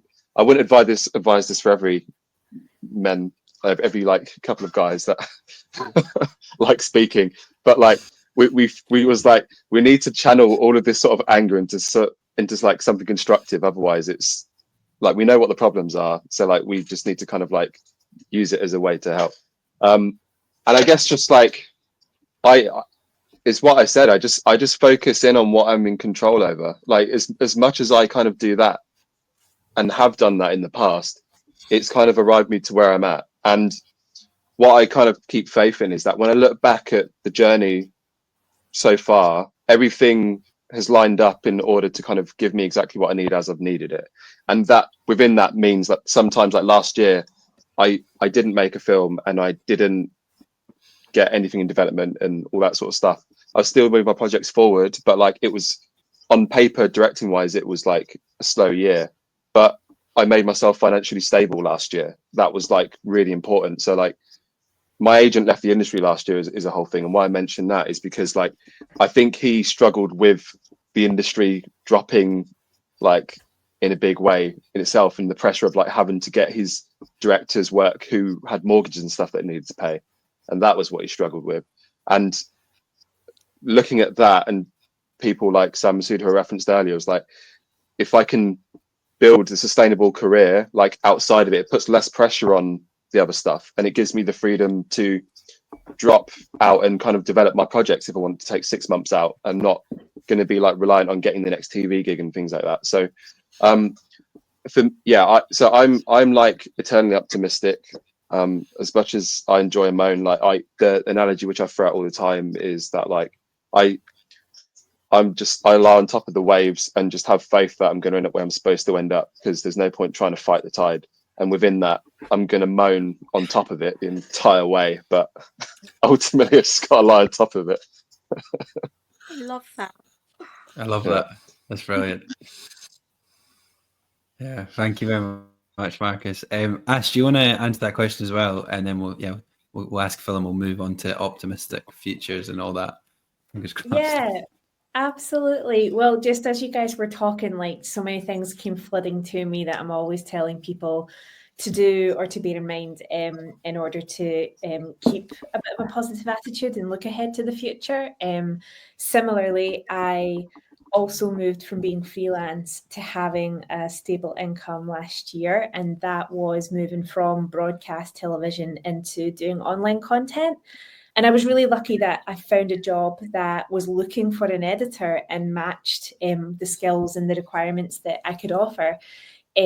But at the time, I did think to myself, you know, I'm moving really far away from what I want to be doing. I remember going to the RTS Awards last year and then feeling like I'm not going to be back here for a couple of years because I haven't worked on anything that is going to bring me back to this space that I get to shout about and I get to feel good about having worked on. And it's not that I don't feel good about the job that I'm doing, but I just really had to reframe in my mind like what my priorities were in life, and just the peace and the comfort that having something more stable has brought me is so, so valuable. And it doesn't matter that there isn't going to be a big hurrah, an award attached to that.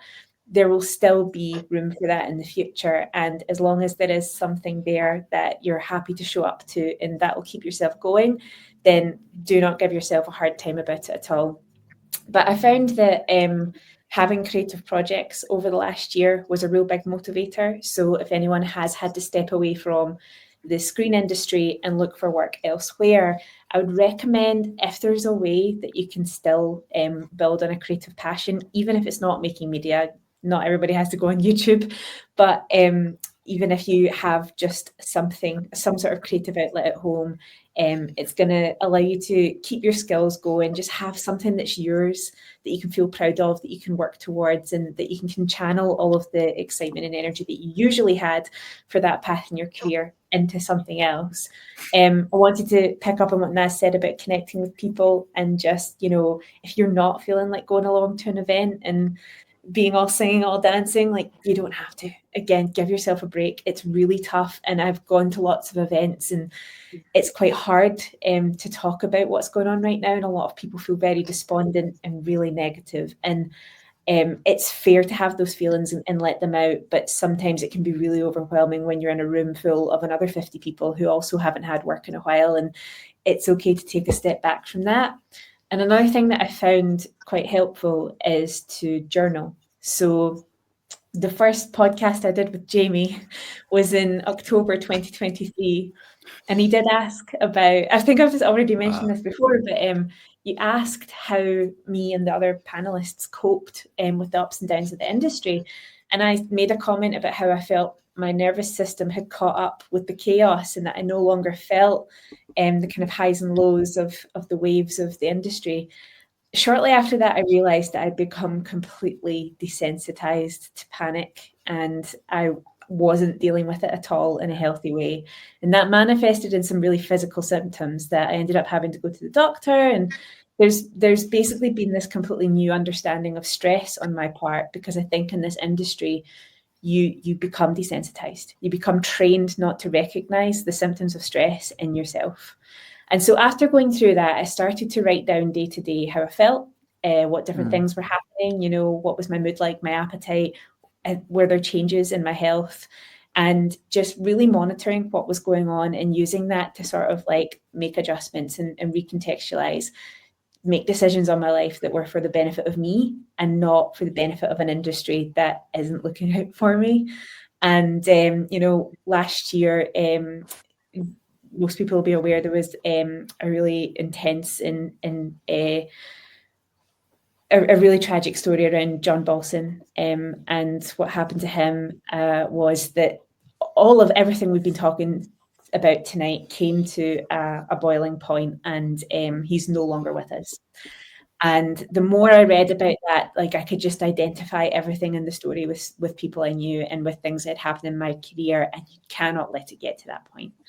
So another thing, along with journaling, is also writing down what you're grateful for and finding gratitude in every day, and just really recontextualizing life to sort of look at the bigger picture and feel like, yeah, okay, I can get myself on track and I can work with this, and make sure you dwell on the positives as well as like tackle the negatives.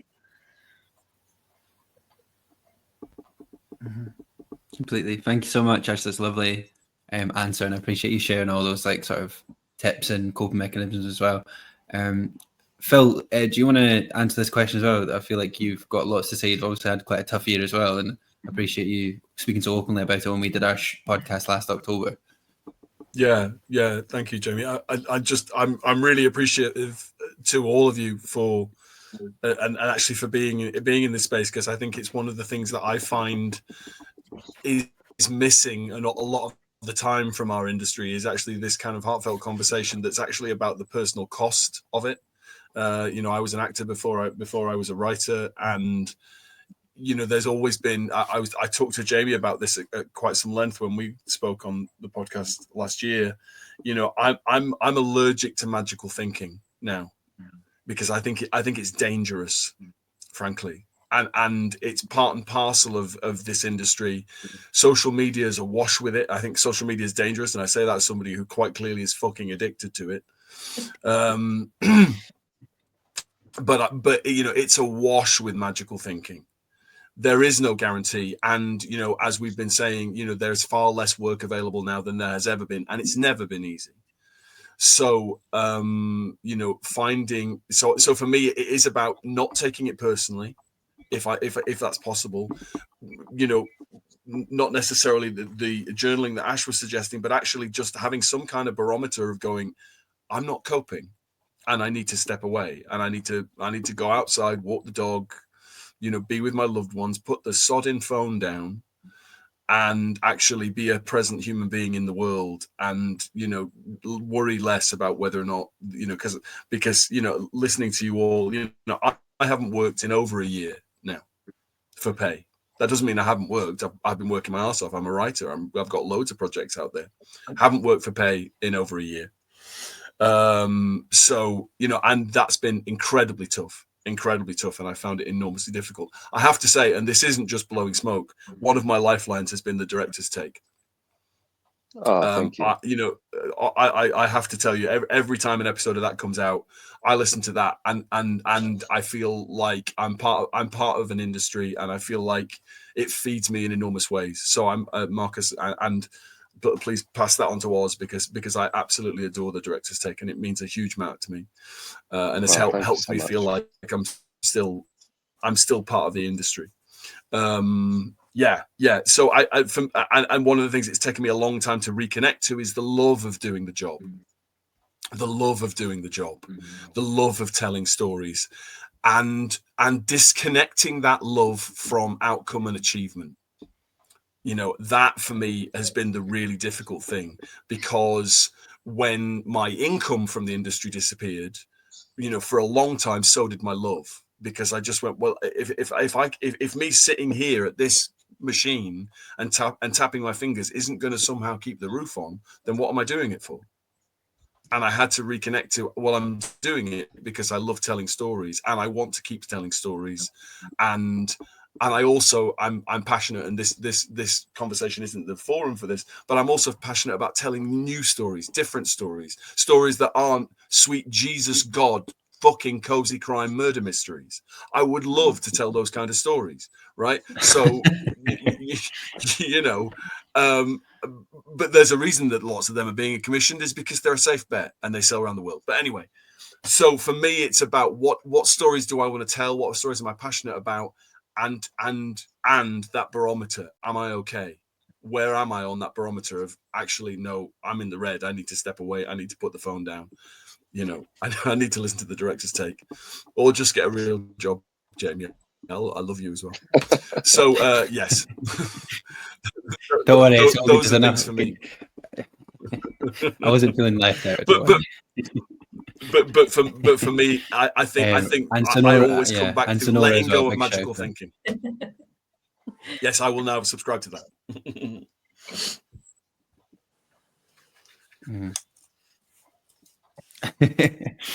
No, thank you all of you for being so honest about those experiences. I think, again, as you just touched on, Phil, it's important, and often because of all the noise and everything else we're talking about tonight, there isn't that space in this industry to often have these conversations, because a lot of the time it's all work and everything else. So I do think it's really important. Just to close out this, because I know you're speaking for an hour and a half, and I appreciate your time so much tonight. I want to ask you all once, go around and sort of just ask what can we do next? What is there any hope to have? Is there any optimism? Phil, I know you did an amazing thread again on Twitter, or X, whatever the fuck it's called these days, about like sort of a potential solution, which I'll ask you about. But Marcus, to go back to you at the start, do you have a solution? Do you have an idea of anything we could do, apart from burning down the industry and starting again, of things we could do to sort of maybe improve this situation and help people? No, because there's no quick solutions or shortcuts, really, unfortunately, is the sugarcoaty thing. But yeah, I guess it goes back to what I already said about just sort of taking the time to focus in on why you're doing it and what you want to do, because I think that can easily be lost because essentially when you're chasing all of these things, you're putting your power in other people's hands, which is and your self-worth as well, which is very much attached to the work that we do. It's why a lot of it can fuck with your mental health, is because you put so much of yourself into it, and you're putting that out there and you're getting rejected or whatever it is. It's like being in a room full of people that know each other and no one wants to speak to you. It feels like that. But it's not as personal as that. And I think once you kind of realize that the industry isn't necessarily it doesn't care about anyone. Really, it actually doesn't care about anyone. Once you do that, then you're like, cool. Then if it doesn't care about anyone, then there's nothing exceptional about me and my failures. Then you really just need to like focus in on your work, and kind of, as long as you're happy with what you're doing and why you're doing it, which really should be for the joy of doing it, then yeah, like all of the other stuff is like a bonus. And of course, like it's money is very, very important, and I think that should, and survival should like take precedence first. Like you have to give yourself a platform to even enjoy life. That's a thing which you should prioritize first and put the other stuff on top. But yeah, it's kind of not losing sight of the fact that everyone got into it in the first place because it's a bit of a hobby, and because it was just the joy of doing it. So I'm not sure if that's too romantic for you, Phil.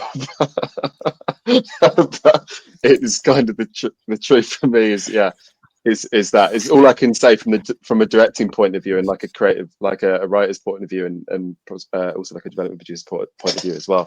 Is just focusing on taking control of your own career as much as you can, and just kind of allow stuff to come your way and embrace it when it does.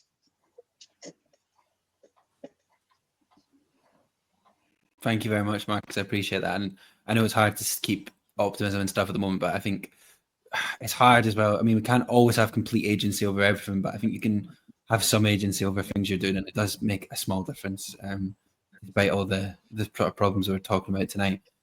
Naz, do you have any, I mean, you obviously experienced, as we talked about earlier, like 10 months of looking for work, and you're an experienced producer and stuff. From your observation of this industry, is there anything you think we could change, or anything we could do that would make things better right now if we had a magic wand? I think it's not to be too simplistic about it. You know, there's lots of conversations about not enough money and therefore we can't make stuff anymore and yada yada yada. We know all of this. I'm with Phil. I think there's a real opportunity here to think a little bit outside of the box. I mean, we did it on Doctors for years. We were the land that TV forgot and the show that never had any money, and we created some quite wonderful things on a shoestring, and the majority of the stuff that we did was all very character driven. So I guess what I would say is it would be great if people just started thinking a little bit differently about storytelling. Yes, the stunts are great. Yes, the big set pieces are wonderful. Yes, we're all there watching on the edge of our seats. But, you know, there's a lot to be said for strong, homegrown, wholesome, character-driven drama that's quite contained, doesn't cost the earth to make. And if you get the right people on it, the right producers, writers, directors, teams, we will sit down and watch it. And you will know that we sat down and watched it because we'll tell you, and you can give yourselves a pat on the back because you made that with not an awful lot of money, but we all sat and watched it. So I want people to stop being so risk averse about those things. We like that kind of drama.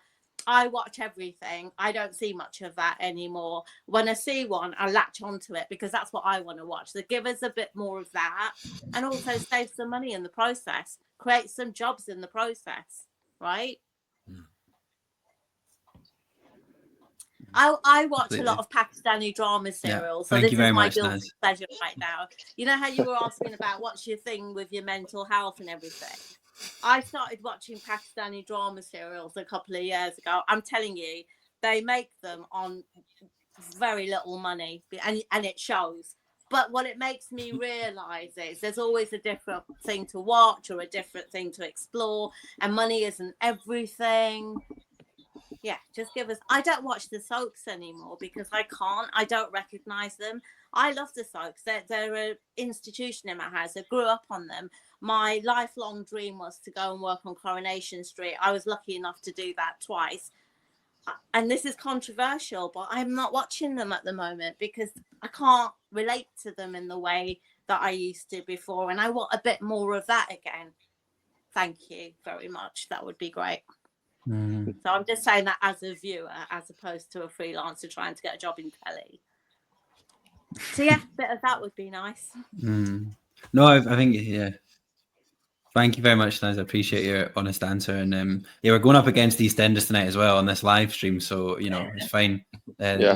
How are we doing? Are we winning? The Soaps can handle it, hopefully. I think we're nailing this. I think not sure about that, but yeah, 100%.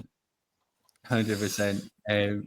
We're doing our best. And just a reminder for people watching live, if you just tuned in, because I've few messages from people saying they're just tuning in now. This is going to go out as an episode as well. So if you'd missed the live, you can wind it back. It will be going out tonight, tomorrow morning as an episode. So you'll be able to listen to the whole discussion. Ash, do you have any solutions? I'm going to ask Phil in a minute about his big idea thing, which might need a bit of time to unpack. But do you have any solutions or ideas of things you would change in this industry? Oh, I'm excited to hear the big idea. Don't big it up, Ash. Don't big it up. Do you know what? Skip, you know. Yeah, to echo what's been said before, focus on what you can control and roll with it. Try your best to make things happen with what you're given, and I don't know if I necessarily have solutions. I kind of know what things I would love to change, and in order to make that change, you've got to basically group together and make sure that whenever you're talking about this, you're being extremely fair and you are understanding from both sides, but basically trying to meet in the middle and put forward exactly how you feel without it being too aggressive or emotionally charged.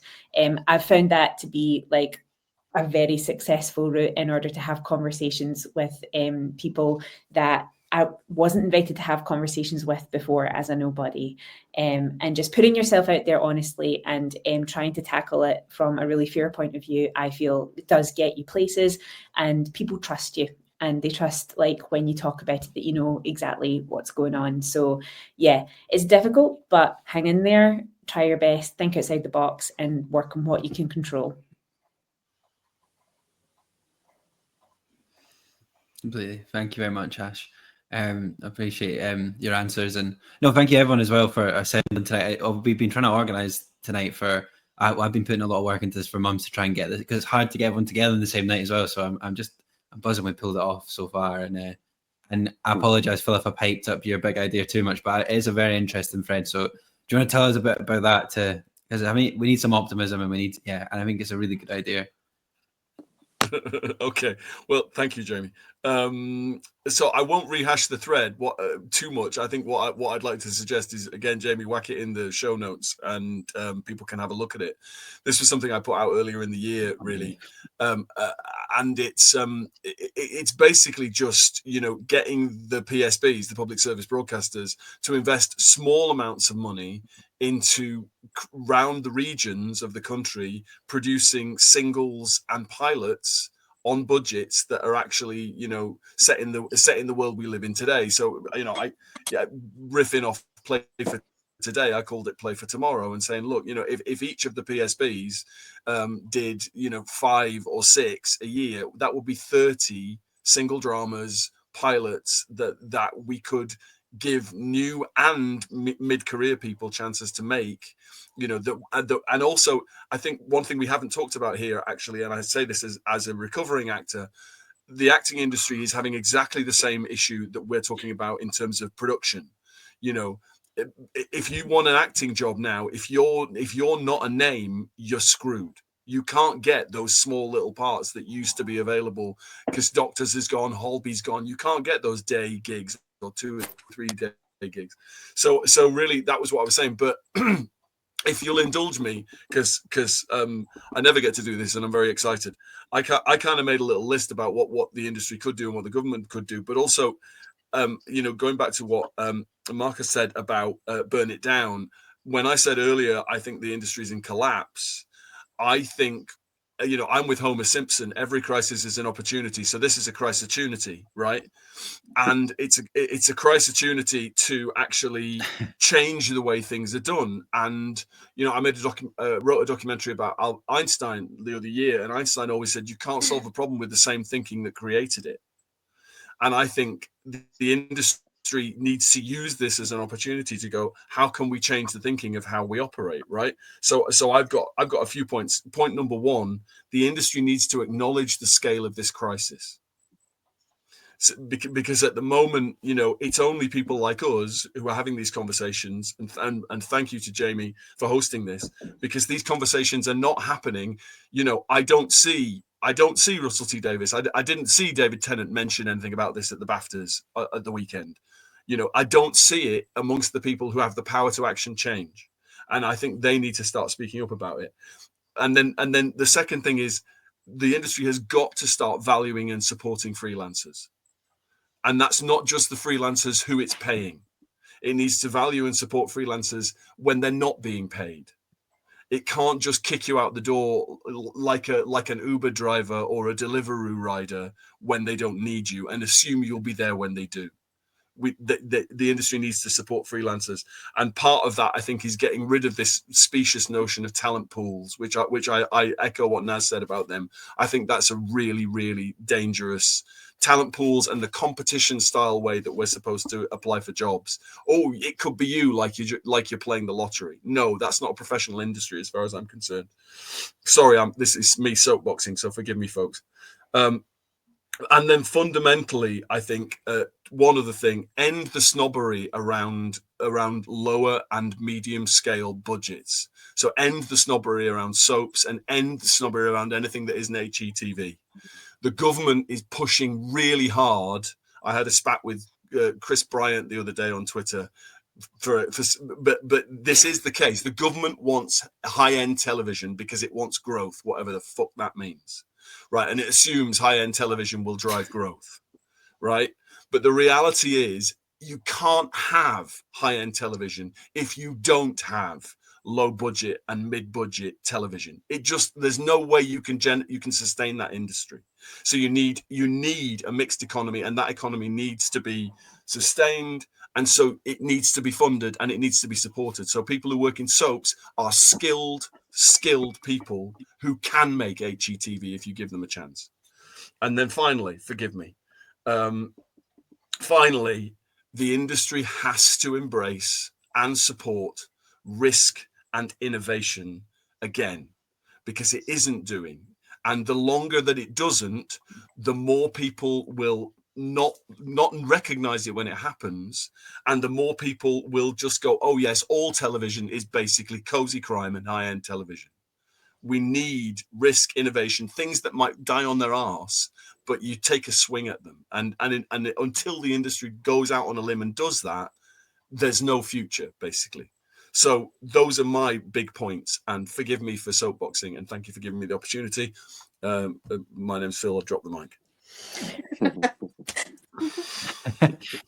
No soapboxing at all, Phil. No, I think this is why I loved having you on so much last year, and I think it's brilliant. We need, ironically, we're talking about this growth thing, but that would, and again, I'm not going to define what growth means, but I do think it's innovation and trying to think outside the box like that. Ironically, that actually would lead to growth. It would probably actually help us, like, you know what I mean? That's the other thing, right? See, if we're being cynical, there's lots of, they can make more money if they actually looked after the industry, but we could actually go make them more money if they want to employ all of us and, right, allow the pipeline to flurry. And it's not about money to me, but there's an opportunity there. It's the austerity mindset, though, isn't it? That's the thing. The austerity mindset has gone into every area of society, which is basically, there's no money, so cut everything. Yeah. Which is how we ended up losing doctors. It's how we ended up losing these soaps. There's no money, so cut everything. What do you get then? You get nothing. If you don't invest, if you don't put money in, you literally don't get you don't get the innovation. There's no ladder for new people coming in, and there's nothing to sustain people who are already trying to make a living. So you've got to invest and you've got to take risks. You just have to. That's the deal. Mm-hmm. And I think also just embracing that you can make something that's not for everyone. You can actually make something that really appeals strongly to certain groups and have enough of that to cover all the different groups, and people will be happy and there'll be enough for us all to work on. We don't just need to make things that are for every single person. And if not enough people respond to it, it's a failure and we drop it now. Right. And that will then help in this shift that we're going through in terms of how and where people watch, right? Yeah. We know that linear telly is dying. We know that people are watching on demand on YouTube. Hello, YouTube. So therefore, risk and innovate for that, rather than just going, well, it has to work at 9 o'clock on a Wednesday night, or it's dead on its ass, right? Absolutely. No, completely. Thank you everyone for all these amazing points tonight. There's been a few questions come in. A lot of them we kind of covered, but there's one question I think this might be a good one to end on and to leave things. And it's actually not about the industry crisis as well, which might be a nice thing. It might be good, but someone just asked on one of our socials, what's the best television show everyone's watched recently? That's quite a nice one to end things on. So yeah, let's start with that. I think lots of great things to digest, but let's plug some TV. Naz, start with you. You were talking about watching some stuff earlier, but really what's hard. the best show you'd watch recently? It's really hard for me because I watch everything. What have I really enjoyed? I can't just say one. I really enjoyed Black Doves, Joe Barton's. It was brilliant. I watched it around the same time as The Day of the Jackal and A Search for Truth, the Lockerbie piece. All lovely. I've just watched Verdi as well, which I quite enjoyed on BBC. Big up representation. Big up Bradford. Nice. Big up South Asian talent. Yeah. Yeah, all of those, I think. I could go on forever, and obviously I won't. So those are just a few from me. Brilliant. What about you, Marcus? Have you watched anything good recently to close the show on? Plug our TV Yeah. So I mean, I know we've had a bad rep, but I mean, I love The Traitors. That was great. But also, in terms of TV, just forget I said that. I should have shut up. But in terms of I guess high-end TV, I watched after years of recommendations of being like, why have you not specifically watched this? Is Severance. I watched the first season, which I thought was just great, and is definitely the sort of thing that I would enjoy making. Yeah, so that's some top TV. Second season's out now, which is fun.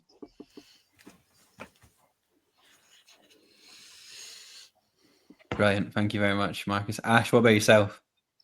I second watching Severance. I think it's a really interesting show, and it is a show that's doing something really different, and it's been allowed to explore that direction. And so Apple TV has got some amazing shows on it, and I feel like it's quite slept on that almost no one I know has an Apple TV subscription, but their shows are fantastic. And they have another show called Silo, which I strongly recommend. And interestingly, although it's set in America, this episode 1, I was like, this was filmed in London. There are so many British actors in it, and there's just like a real Britishness to the production that I was just like, this is amazing. Like, I love it. And then I looked it up, and right enough, it was filmed down in London. So I definitely recommend Silo. And you'll be watching and you're like, oh my God, there's Greg Hemphill. Or, you're doing an American accent. This is amazing. And like all these people from Game of Thrones, and you're just like, oh, it's so wonderful to see them in something that's so incredible. So yeah, I recommend Silo. Brilliant. Thank you very much, Ash. And Phil, lastly, anything you've been watching this being you'd enjoyed? I'm so glad to be asked this question, because when I was on your podcast, you asked me this, and I couldn't think of anything apart from We Are Lady Parts, which is fantastic, and I absolutely bow down to We Are Lady Parts. But so I've got 3, because my agent always said to me, watch British telly. I think it's interesting about Apple TV, isn't it? Because they don't need people to watch to make their money, right? Which I think is really fascinating about the model. They don't care whether people watch, Anyway, because I've never seen any of theirs, and I know that there's brilliant stuff on it. So Alma's Not Normal was just fantastic, and I also loved Alma's Not Normal for Sophie Willan and her real insistence on working with people from Bolton to crew that show, to cast that show. That really felt grounded and authentic. I loved it. Similarly, The Responder, Tony Schumacher's show from Liverpool, The Police, with Martin Freeman, again, really crude and cast. But my big one that I think hardly anybody's seen, or I think has been slept on. Oh yeah, and then from Wales, Lost Boys and Fairies, David James's incredible limited series, which is really beautiful if you haven't seen Lost Boys and Fairies. But then my number one that I haven't spoken to anybody about is The Gathering. Anybody see The Gathering on Channel 4? Yeah, Channel 4. I absolutely adored The Gathering. A writer called Helen Walsh. It was her first show on telly. She'd written novels, and it's fantastic. It's like The Wire, The Gathering. It's just brilliant, kind of multi-stranded layers through society. Again, set in Liverpool. Really, really authentic representations of working class life. That I just thought it was fantastic. The Gathering, just brilliant. So yeah, that's me. Brilliant. Thank you everyone for your recommendations. I'm trying to think if I've got any myself. Been watching the second series of SS Rogue Heroes. It's filling my World War II interest, so I've enjoyed that. And obviously, I should probably shout out River City, which is back on TV this week. So another brilliant series of that. Lots of exciting things to come. Not biased at all, obviously. But no, listen, thank you so much for being on this live. Thank you to Vito as well, who left early. I really appreciate him coming in on it when he's at work as well. This has exceeded my expectations. I'm so glad we pulled this off, and I'm not just blowing smoke up your arse. I think all five of you are wonderful, like really talented people, and there's a reason I asked you on this, and I really appreciate you giving your time to have such honest and candid conversations. Lovely comments about how honest we've been and how people have resonated us in the comments as well. So thank you everyone watching. Thank you everyone that's been supporting the show. But yeah, thank you all of you. Really appreciate it. And we'll link everything below that we've been talking about when the episode goes out, and go and check out the director's take. Go and check out Cinora and all these things as well. And keep up with Phil's brilliant Twitter, and somebody give Naz a job as well. Yes, because please. she deserves it, and so does Phil, and so does everyone. So thank you very much. Yeah, everybody a job. Thank you, Jamie. Brilliant. Thank you, Jamie. Yeah, thank you for hosting it, Jamie. Really you so appreciate it. much. Really appreciate it. Pleasure.